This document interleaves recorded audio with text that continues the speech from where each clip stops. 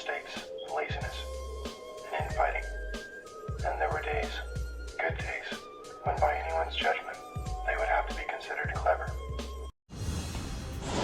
A brief trip into the future with inventor Maxwell Chikumbutso. He's claiming a scientific breakthrough with this green energy technology, an electric car which he says converts radio frequencies into energy. The powertrain, we did it in-house, which makes it the first electric vehicle in the world that drives without needing recharging systems.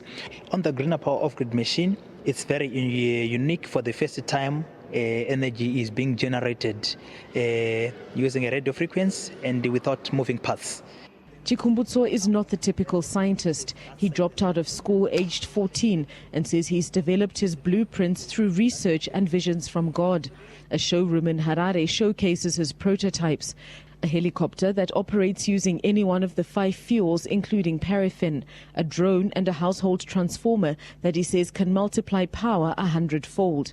But he says breaking his disruptive technology into the world has not been easy. He's failed to patent his work.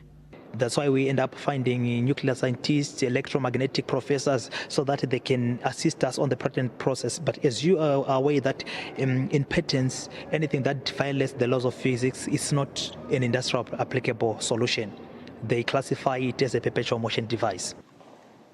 Luis Kupenala, a South African-based Angolan businessman, has poured millions into the project, but now believes it's time to commercialize. He says the Angolan government and a Brazil private energy player have signed up to buy some of their products, but that other investors don't generally believe anything credible can come out of Africa. We just sell from our skin color. We don't believe on ourselves.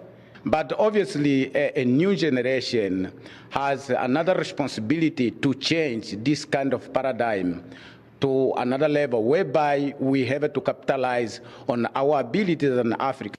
Zimbabwean scientists who spoke to the SABC also expressed skepticism, but Chikumbutso brushes the naysayers aside.